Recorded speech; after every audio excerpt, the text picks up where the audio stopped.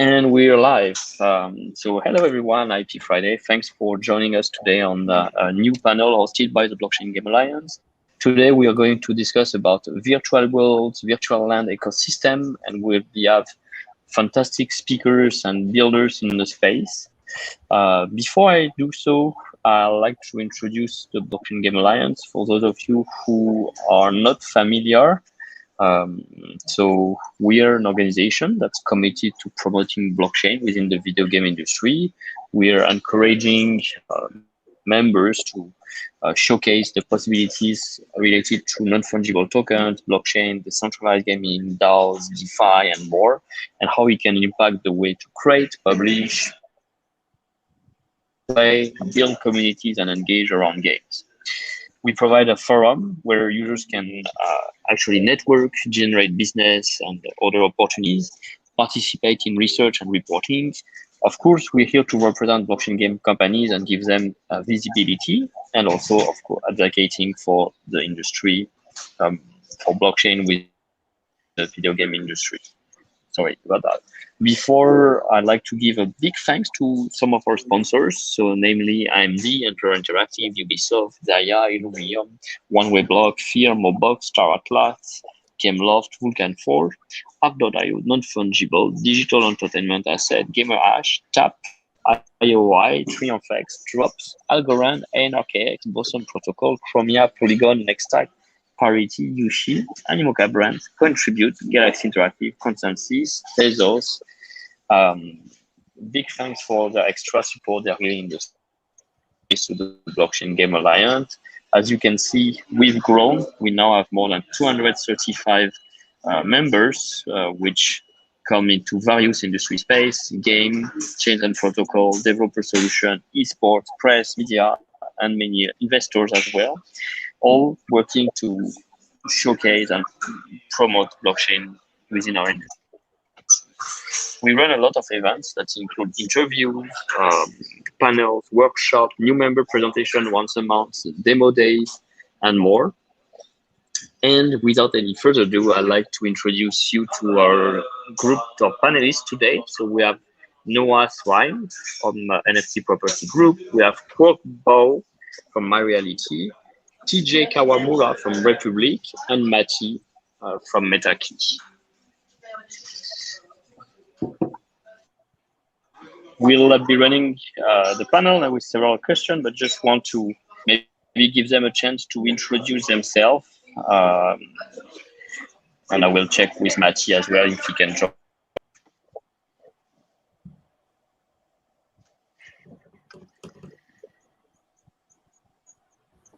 Okay, awesome. Thank you very much, Sebastian.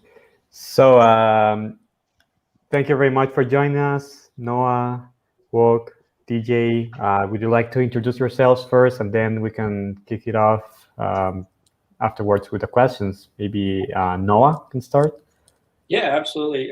So first and foremost, thank you everyone who helped organize this event. I'm stoked to be a part of it, and also thanks to the speakers. It's great to meet you all, and I'm looking forward to some great conversations. But just to introduce myself, my name is Noah Swain. I have a background in conventional real estate, and I'm based out of Wilmington, North Carolina. I founded NFT Property Group in mid to late April, and we are a full-service virtual real estate agency. So we help sellers with marketing and selling their property. We help buyers with property acquisitions. We do a little bit of Metaverse consulting, and we're eager to get into some property management activities once this rental market picks up a little bit. Okay, awesome. Thank you very much, Noah. So maybe Kwok? Yes. Hello, my name is Kwok Bang. I'm from Norway. In real life, I'm like software developer, and I like to play with Legos. And when I see the opportunities that Sandbox give me, I want to participate and help it build the best game experience for the Metaverse. Okay, yeah. Awesome. Thank you very much, Kwok. TJ, your turn. Hi everyone, nice to meet you. My name is TJ Kawamura. I'm based in the US. I'm a partner at Republic Crypto, where we invest and advise several crypto companies. But I also run our Republic Realm Fund, which is a fund that invests in digital real estate in various metaverses, and then we develop those parcels of land and hold them long term. So I'm excited to be here. Meet everyone on this panel and talk with everyone. Okay, awesome. Thank you very much, Tiki, and thank you very much all for sharing your introduction with us. So yeah, maybe we can start with questions. We have a couple of questions prepared for you guys, and then afterwards, at the end of the event, we can address any questions from the audience. To anyone who's seeing us, you can shoot your questions in the comments if you're either watching it on Twitter, YouTube, or wherever, and we can see them from there, and we can just ask them on your behalf. So let's start with the first question, and this will be a question for the three of you. Maybe we can start with Noah in this order. So what are virtual worlds and how do they work? So I define a virtual world as an ecosystem where users can jump in, move around the environment freely, interact with others, and interact with the ecosystem as a whole. Kind of like to define it as kind of a mix between social media, e-commerce, and gaming. I think that wraps it up pretty nicely. Okay, maybe Kwok, what are virtual worlds for you? Since the very beginning of the computer age, and I've been in the computer games and well for a long time now. And when the first time I saw Matrix and the Matrix, I've always been interested in to emulate the real world in the virtual world. So because in there you can create anything you can dream of. For me, it's like a place where you can live out your dream, make the impossible possible. Great. And TJ, what's your take on virtual worlds? Yeah, I mean, I really like what Kwok said, that it makes the impossible possible. Things that you couldn't do in the physical world, you can do in the digital world. And really, really reduces the constraints that the real world has and allows you to create and express yourselves in many different ways. And especially now with COVID, it sort of expedited the inevitable of allowing people to sort of do what they want, create what they want, not have the constraints of capital and just the physical labor that the real world has.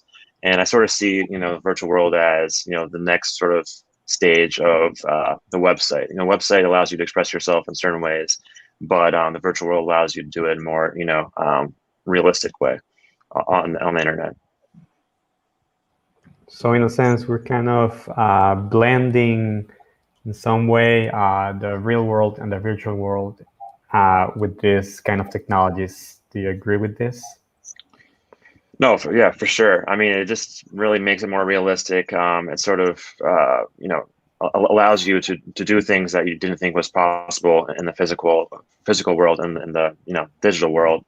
And I'm really excited to see the different partners we're working with and how they're really pushing the limits. And it's only going to get better and better from here. Great, awesome. So let's go to Noah again. So how does NFTs impact virtual world's current state, and how do they allow you to become a part of this ecosystem? So first and foremost, to keep it simply, the service that we're trying to put out there wouldn't exist without virtual worlds. And then specifically going to NFTs and how that relates to virtual land. The virtual land essentially exists as NFTs, and comparing what I know about conventional real estate and deeds, if you look at virtual worlds and virtual real estate, you can kind of compare an NFT to a deed per se. It's a proof of ownership for that virtual world or land, and it allows it to be transferred and moved about freely between users on the blockchain. Okay, awesome. And Kwok, maybe for your question, how did you come up with the idea of your project? And did you have to ask permission from the virtual world to get started? Yeah, it just started that I like to, as I told you, I like to play with Lego. I like to create stuff. I like to build stuff. Then I just starting to explore the game maker from the sandbox. Then I show it to a friend from Australia, and he asked me why I don't create a construction company so we can create even more stuff and support the ecosystem. Then I asked Sebastian about that, and he told me that's a great idea because Sandbox needs more builders, more creators, and more artists. That's how it started. Okay, great. And how was your relationship with the Sandbox? How did it start everything? Actually, it was, well, I heard about, I started with Minecraft, and I spent days and weeks on creating stuff there. Then I found that it was I spent too much time, so I dropped it. Then I saw the Sandbox, and I started being part of the community. I start talking with people, and they are so nice, So then after that, I start playing with the game maker, and I see that you can create so much stuff. You can share with people, and you make them happy and glad. That's yeah. Okay, great. And Noah, you said that you have a background in real estate. So how did you come up with this business or this project? Yeah, so I'm actually relatively new to virtual worlds, i.e. the Sandbox, the Decentralized, all those types of platforms. I started doing my initial research in early January of this year, and I almost immediately realized that one day there might be a need for the same service that I'm used to providing within this virtual ecosystem. So with that being said, we kind of hit the ground running, launched mid-April, and having a lot of fun with it. Okay, great. Thank you. And TJ, how did you come up with this idea, with this project, and how did you start it? Yeah, so I mean, a lot of my colleagues also have, physical real estate background. I've been following the space for the last 4 or 5 years, and I've been investing personally. But a lot of people, thought I was a little crazy investing so early enough.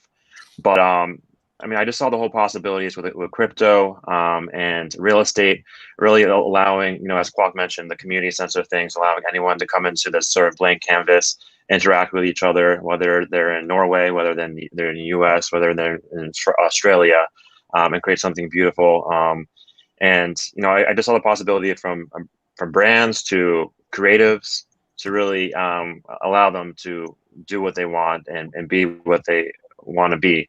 So I mean, I'm just really excited to see where it goes from here. Okay, awesome. And DJ, what is the status of the project as of now? And also, can you share more information about the organization with others? Yeah, so we're putting a lot of capital to work right now. We actually made the biggest acquisition in Decentralized history yesterday. It was about over a $900,000 estate. And also we're developing a lot of cool projects. We're working with we work with Kwok, for example. His work is amazing, and working with a lot of big brands that are wanting to enter the metaverse. And I think it's really fascinating. You mentioned NFTs. NFTs sort of create a utility aspect of allowing you to do things that you couldn't do otherwise in the physical world. First and foremost, showing authenticity, but also creating new and innovative things you can do. I mean, you're seeing what Bored Ape Yacht Club is doing with creating a community, and also using NFTs to unlock exclusive experiences. Fashion brands being able to reach their audience in a more unique, creative ways. You don't have to go to the store. You can be anywhere, any given moment, and go there. Also, play to earn games, whether it's something like Axie Infinity, allowing anyone, even if you're in third world countries, to have a job, especially with COVID. Everyone was saying a lot of people were losing jobs, and this allows ways to make jobs and make money in new and creative ways. So there's so many different avenues that I'm really excited about, and just the beginning is starting. Yeah, absolutely. So let's kick off with a question for the three of you. The same question will apply to each one of you. So Noah, first, are the decentralized virtual worlds supporting you now as part of your ecosystem, and how are they supporting you? Yeah, and again, to keep it simple, the service we're trying to put out there wouldn't exist without virtual worlds. So they're supporting us in the fact that what we're dealing with totally in its entirety exists within these worlds. Okay, awesome. And Kwok, same question. How decentralized virtual worlds are supporting you and your project? Yeah, they help us with marketing, with education, with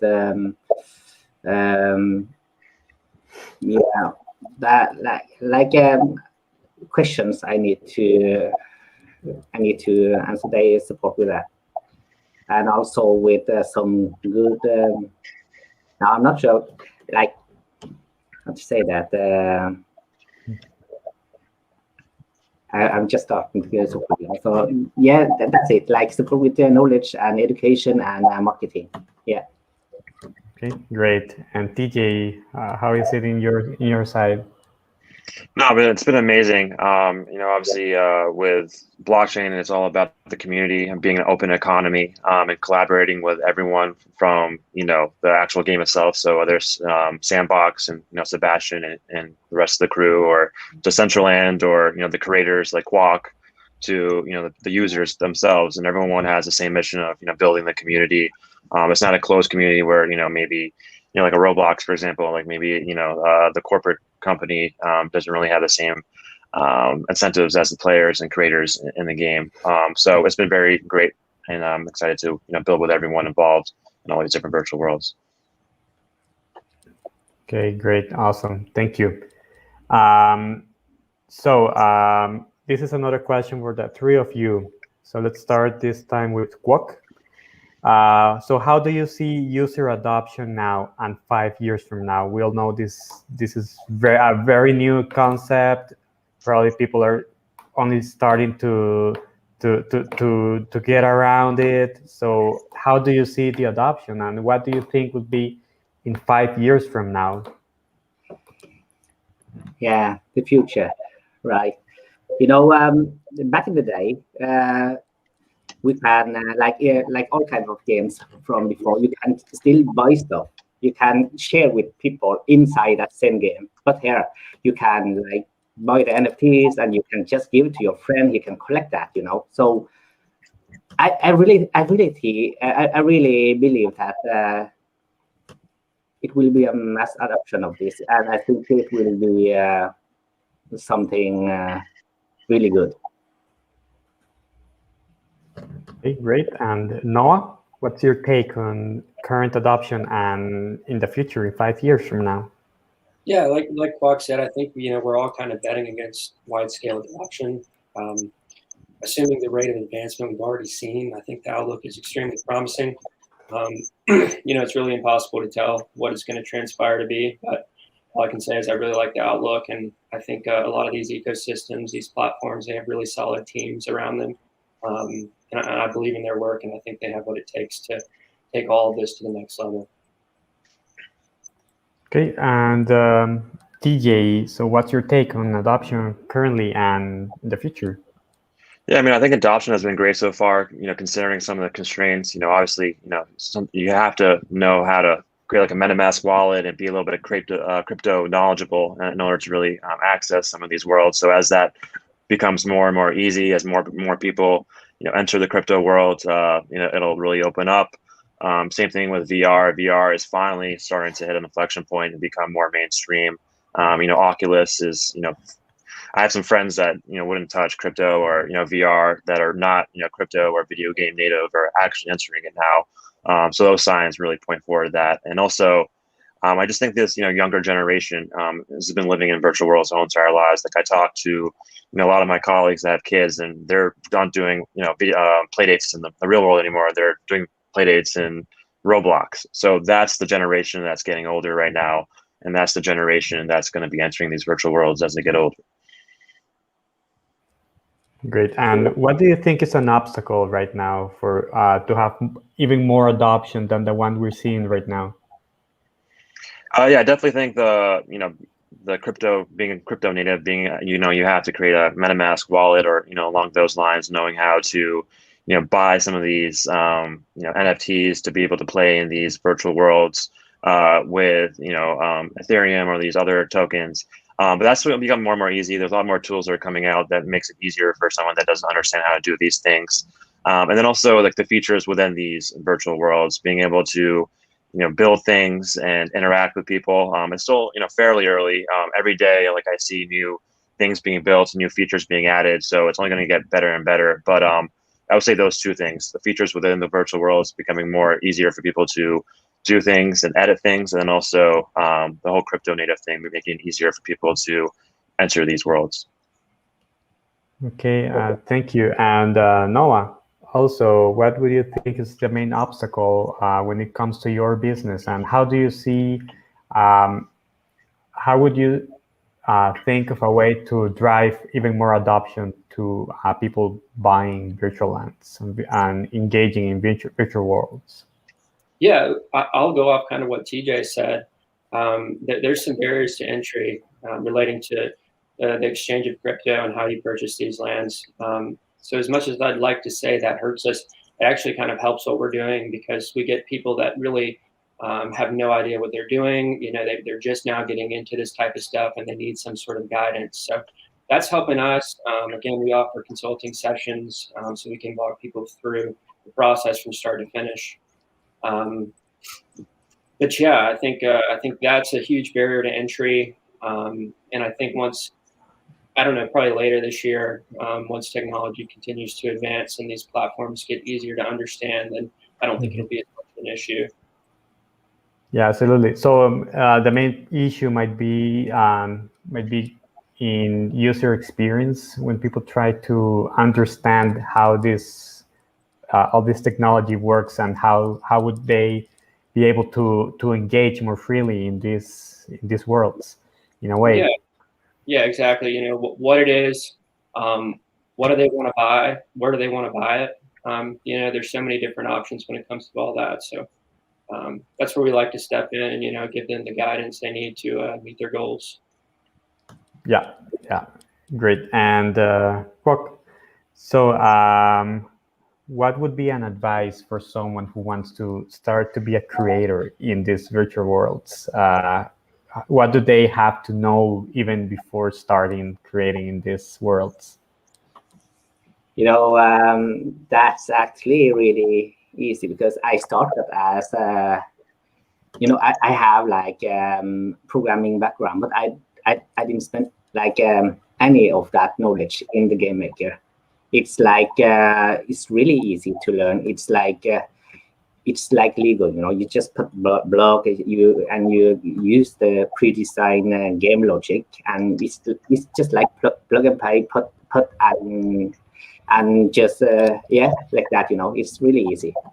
So actually everybody can do that. Everybody can start using game maker right away from the very first moment, and also asset creation. It's that easy. Okay, awesome. So another question for the three of you. Noah, first. So are there other open opportunities or ideas relevant to virtual worlds that you think haven't yet been seized? And what new jobs and services would you see coming or arising in the near future regarding these worlds? Yeah. So it's funny, everyone I talk to, almost everyone I talk to that really knows nothing about this type of stuff, when we're just having a conversation, they'll bring up a use case that I hadn't thought of, it's completely new, and I sit back and I'm like, that would actually work. It's funny, these virtual worlds, and the other guys kind of touched on this earlier, but we're not bound in these virtual worlds by the limitations we have in the physical world. So there's so many opportunities out there. There's so many that'll be created from here into the future. And yeah, I think it's really limitless. To pinpoint one, I think virtual workspaces are going to be huge. Obviously, some people have already begun to do stuff like that. But I think that's a great real life use case right there, especially given what we dealt with over the past year.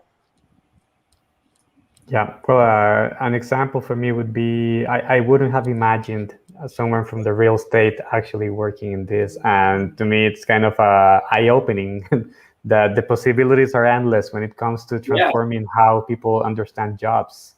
Yeah, it's so eerily similar to comparing conventional real estate to this stuff. It's fascinating.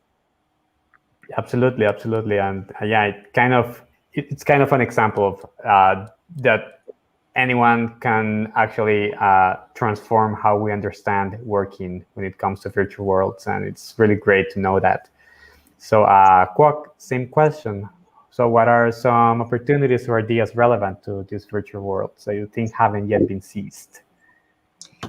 About the virtual world, I think in the future you can like more educational stuff in there, because like people learn so much more easier when they can like feel, see, touch, and participate in the action.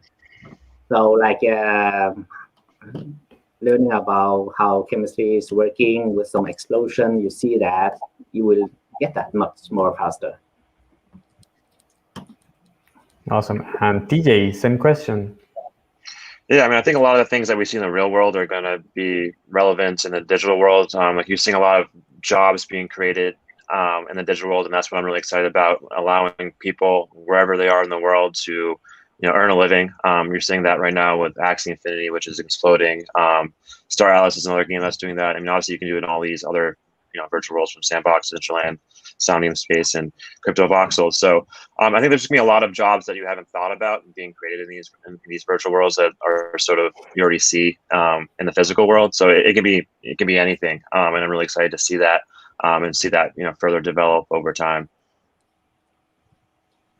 Great, thank you, TJ. So before continuing with our questions, I wanted to know if you guys have some questions for each other. Like, there's something that you still want to ask between any of you three, or shall we continue with the questions from my side? I just had a quick question for Kwok. I was wondering if you do any development outside of the sandbox. No, not now. Only inside the sandbox. Sorry. Gotcha. But yeah, his stuff is amazing. I was really fortunate to have some demos by Kwok, and I'm really excited for the whole world to see his stuff soon. Cool. Very cool. Awesome. Any other questions? Maybe Kwok or TJ, do you have any questions for them? Not really. I know Kwok pretty well, and no, I guess. What do you see like the biggest like constraint that like you say some of your clients and is it about like rentals, about buying, like how do you see like the rental and buying side for your clients? I would say.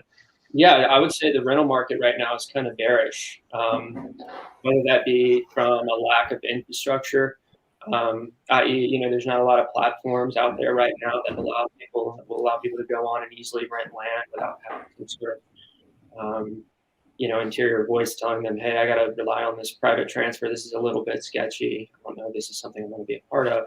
So I see that as a constraint for the rental market. I do think eventually, once more and more people get into this, there will be a real market for that, especially with, maybe big companies that want to test the waters but don't want to shell out a huge investment. Okay, awesome. Thank you very much. So let's move on to some more questions. So first, let's start with DJ, maybe. Why did you decide to jump in now, and what makes virtual lands exciting for you?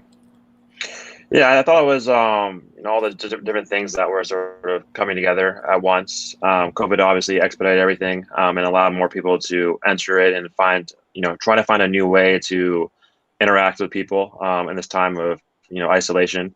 You also had the whole crypto bull run that added more people to the system. You also had, virtual reality and these different trends with, Roblox and, other those things coming all together at once. So you had all these different inflection points sort of emerging and coming together at the same time, sort of creating a perfect storm. And so that's why, we created this investment vehicle earlier this year, and really excited to see it progress to what it has become today. Okay, great. And Noah, maybe same question.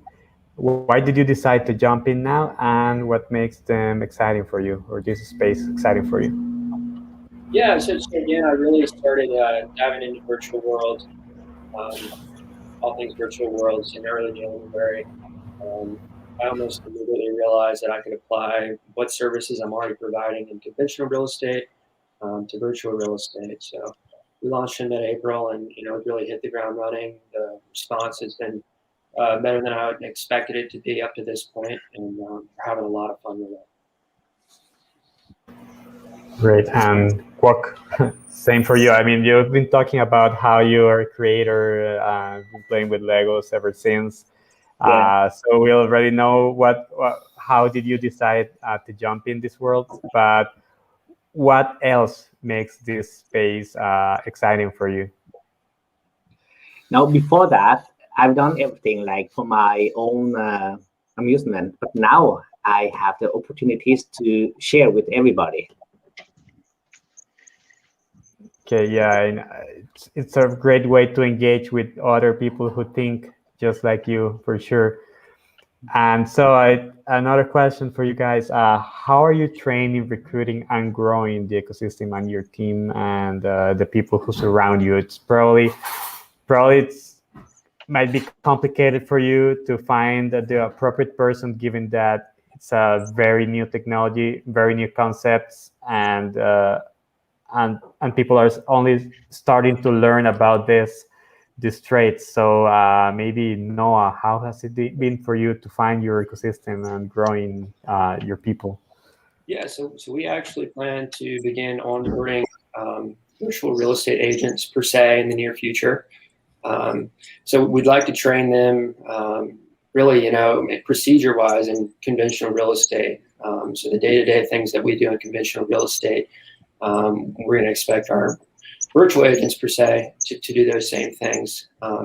Obviously, there's some barriers to entry and there's some knowledge gaps between someone who might be practicing conventional real estate and this new emerging trend, especially if they're not familiar with it. So we're going to try our best to educate them on the market and the different platforms and you name it to make sure they can provide our clients with everything they need to reach their goals. Awesome. Thank you. So let's move on to another question.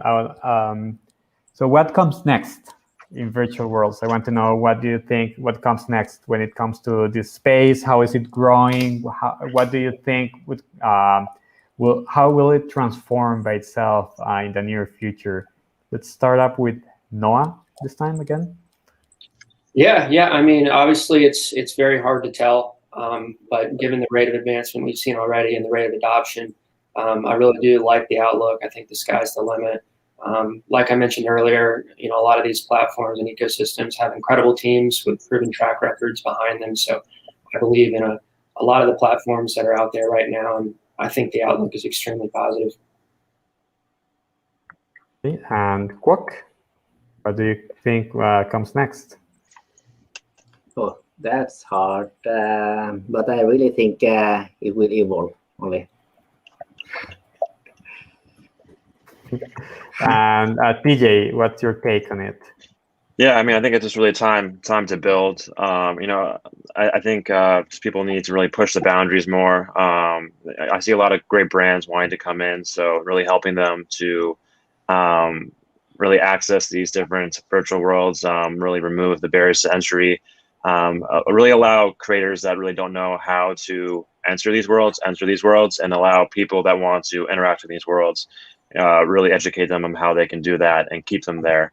So I'm really excited for that. And a lot of big things are coming, and the whole ecosystem really moves really quickly. Every day I feel like something new happens. So really excited to see that continue to unfold.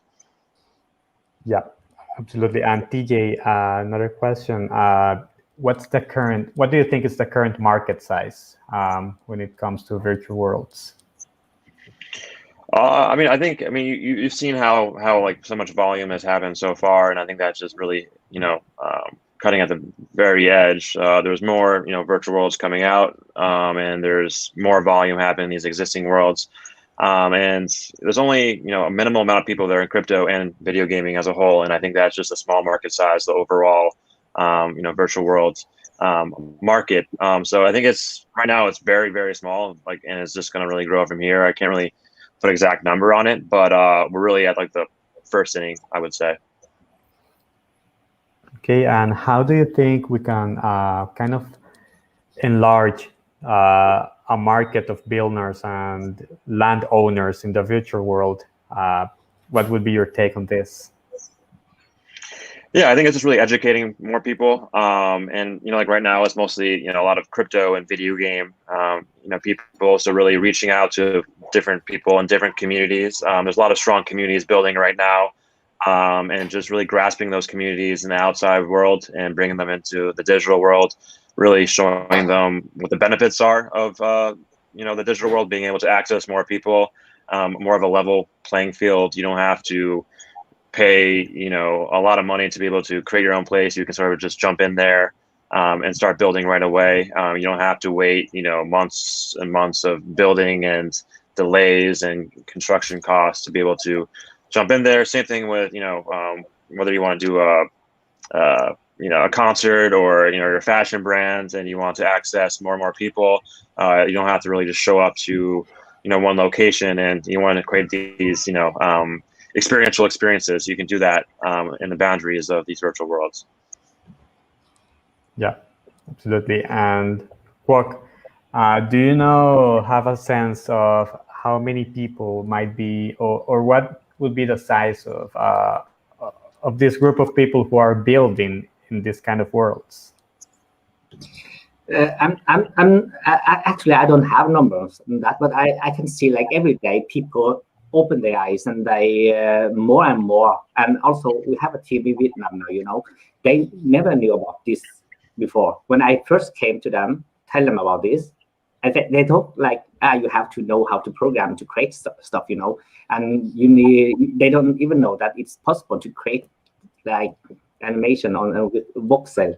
So I think I don't have numbers, but I think much more people are using that now. Yeah. And why do you think virtual worlds should not be empty but filled with good content? Why is it important to have them as part? To have them with good content instead of just having empty lands to drive this adoption? That's one thing that I've been a little worried about, is some people that buy and don't do anything, with it. It's all about content and community at the end of the day, and we just need to continue to push that. We're still like in, I would say, like the Stone Age. I just got to really push those boundaries and just really continue to build the content and build the community at the same time. Yeah, I agree. Okay, let's go to Noah. And this will be the last question, and then we can move on to the questions from the audience, if you like. So Noah, do you know how many landowners there are, or how is the market growing for this land-owning people? Yeah, specifically relating to the sandbox, or just all the platforms? No, all platforms. If you have a kind of a sense of what the number would be. Yeah, I don't have an exact metric on the total amount of landowners. I do know it's a multi-million-dollar market already, and it's still very early. So I like the outlook, and I think it has what it takes to eventually grow into a billion-dollar market. Yeah, and what's your take, or what do you think about beyond gaming? For example, art, fashion, music. What other use cases do you think matter in this case? Yeah, like I said earlier, virtual workplaces, virtual events, virtual services, storefronts, e-commerce, casinos, gambling, that kind of stuff. The list goes on. mean, there's just so many. And like I said earlier, everyone I talk to can pretty much come up with a new one. So I'm really excited about it. Okay, awesome. Okay, so thank you very much. And let's move on to questions from the audience, if you'd like. So there's a question here from Crypto Gamers. It says, when do you think servers will be able to store all NFT and virtual worlds on decentralized storages like Ipfs, Filecoin, storage? Yeah, I mean, I think these virtual worlds are becoming more and more decentralized. Obviously, there's a lot of content to be able to, store on these different decentralized servers. We're actually working with several ones at, Republic Crypto and advising several companies. So, I mean, I think it's only going to further get there. I know that's a concern for some people that, many people have. It's really hard to put a time on it, especially as you have this inflection point of more and more content being made, and then also the technology trying to catch up at the same time.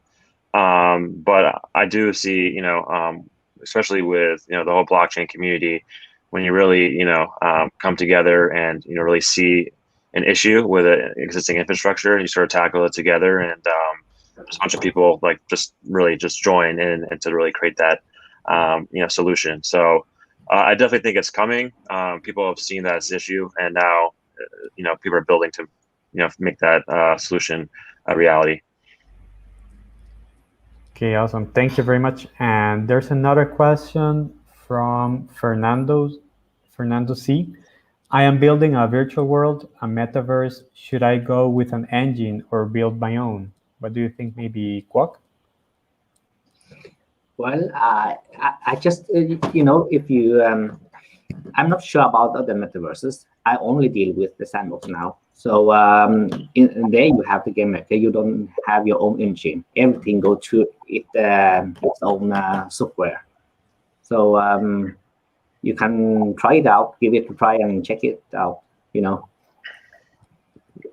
Yeah, I mean, I think it's probably easier doing on existing, like whether it's Unreal or Unity. And that's one thing I'm excited about too, is interoperability between the different metaverses and being able to take my avatar from Sandbox to Decentraland. And I think that's another thing I think I forgot to mention when it comes to widespread adoption, being able to really, plug into these metaverses more and not really have it sort of separated in that sense. Yeah. Okay, great. And there's another question from Zero, maybe for Noah. Could you discuss a bit on how rental services will be implemented? Do you see any new dynamics in play with virtual land property in comparison to real world property? Yeah. Comparison that to real world property, real world rentals. I think it's basically going to be eerily similar if the rental market does in fact take off. It's going to be a great opportunity for passive income for landowners if they want to lease out their land. How rental services will be implemented, again, that's one of the issues right now, and I think that's not helping the fact that there's not really a huge market for rentals, and that there's not really a platform right now. I think there might be a few, but I don't think they're very popular up to this point. But there needs to be some infrastructure where people can go on and safely, create a relationship with someone to lease their property and know all the details and have that laid out in front of them so they know exactly what to expect. Yeah, I mean, that was makes me really excited about what Noah's doing is the blockchain sort of allows that, right? Like in the real world, you have all this paperwork and have to go back and forth with a lot of different things. But with the blockchain, you can easily do these things. So I'm really excited about the rental market when it comes to the virtual worlds and blockchain on top of that, allowing that to streamline the process and make it more safe and honest. Yeah, absolutely. I agree with this. And also we have another question here from Toast in Mouth. How do you think organizations will choose the metaverse in which they'd like to host an event? What will make the difference? There's definitely different metaverses that are better at different things. Sandbox is more video game oriented. Maybe Voxels or has been catered more to art in the past. But I think it's just a personal preference. You go in there and see what the different capabilities are. Different communities have gone to different metaverses so far, but I'm really excited in the future with interoperability. We have different, brands we're working with that we're going to be doing it in every metaverse because we think that each metaverse adds something unique and different. So yeah, I think it's going to become more synonymous and not really matter as much, and sort of be, you can do it in any metaverse, hop from one to the next one because each one has a different community and different, capabilities. Yeah, I absolutely agree with what TJ said. I think target audience is going to be especially important from a corporation's point of view when they're trying to select what metaverse they want to host some sort of event in. There's going to be, obviously, the audiences are going to vary slightly per metaverse, so they need to decide which one is going to be more compatible with what they're trying to put out there. Okay, awesome. Thank you. And I have some closure questions from Sebastian. So he wants to know, maybe this would be for Noah. So any closing story of someone who contacted you about virtual lands? Did you help make an impact in people's lives through this opportunity? Yeah, absolutely. And I love doing these general consulting sessions we do, aside from selling and helping with buyers as well. But I find that fun because most of the people we deal with are really just now getting into it. They don't know a whole lot about it whatsoever. So to bridge the literacy gap is really, I find a lot of enjoyment in doing that, and it kind of open up their mind and helps them realize, all the potential that this type of stuff has. So I find that very rewarding. Okay, awesome. And another question from Sebastian, maybe this would be for Kwok. So understanding that virtual worlds are the same as real people behind them. So how would you say, or what would be your take on the human side of virtual worlds? How do they represent for these people? Oh my God, that's how to answer that. Let me see if the word is really people behind. For me, like the world I create is like the world I decide to like it's like to live my dream. I want to create something from my imagination, So that will give people like more to hope, more to see forward to, I think. Yeah. Thank you. And DJ, so what will be some risks in virtual worlds, in your opinion, and what's the best way to mitigate them? The biggest risk for like any asset, especially in real estate, I think the ways to really mitigate them is, the biggest risk is, I guess, the internet goes down, but that's probably not going to happen. But the ways to mitigate them is really continue to build a community, build the contents around it, have conversations like this, bring more and more people, and adoption to the world. So I'm really excited about that. And the risk, there's always going to be risk, and but that's part of the game, and look forward to pushing this forward, like I said, to make sure that doesn't happen. Yeah. Thank you very much. So for each other before we close the event. No, I'm just excited to talk to everyone here. Everyone adds something new and unique to the whole virtual world, and excited to work with all of you to push it forward. Yeah, likewise. It's great meeting all of you. TJ, congratulations on the blockbuster purchase yesterday. That's really exciting. I do have a question. What are you guys? Do you guys have any near-term goals that you guys are trying to carry out on that property? Yeah, so we have a lot of definitely stay tuned. We have a lot of great big partners and different developments we have in the works, and look forward to in this whole conversation here with adoption, bringing more people into the metaverse. Showcasing some work like what Kwok's doing, and other people and creators in the metaverse. But yeah, we have a lot of big brands that are coming in, a lot of big developments are coming in, and really allowing people to do more things in the metaverse, and things that they didn't think were possible, made possible.